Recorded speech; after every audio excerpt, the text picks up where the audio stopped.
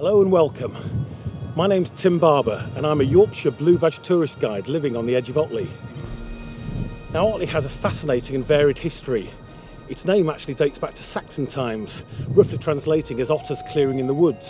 Otley has developed over the years into the thriving market town we see today.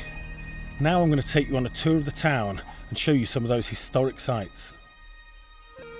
Above Otley lies the Chevin, a ridge of old millstone grit overlooking the town. The Wharf Valley below was carved out by glaciers, but it was up on the Chevin where the earliest signs of habitation can be seen.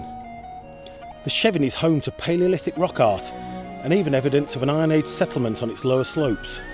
But now it's a great place to relax, exercise and explore, taking in the wonderful views of Otley and the surrounding countryside below.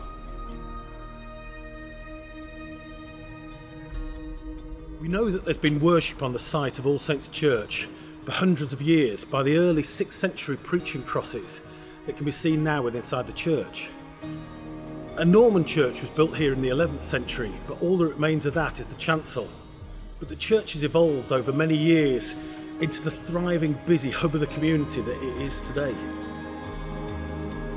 The railway in Otley is long since gone, but sitting next to the churchyard lies the Navvies Memorial. This strange stone construction is an exact replica of the north entrance to the Bramhope Tunnel, a monument in memory of the 23 navvies who lost their lives in the 1840s whilst building the 2-mile tunnel to connect Airedale and Wharfdale by rail. In the 1200s, Otley was granted a charter to have a weekly market, and this market square has remained a hive of activity ever since, as well as the distinctive Jubilee clock celebrating the Golden Jubilee of Queen Victoria. The marketplace also hosted Oliver Cromwell's troops during the English Civil War, the night before the Battle of Marston Moor. The soldiers are reputed to have drunk the Black Bull dry. Built in the 1850s, the Otley Courthouse used to be home to Otley's fire station and police station. It also contains some of the original police cells that can be seen by appointment. It is also home to the Otley Townswomen's Guild tapestry, a large artwork portraying the heritage of the town.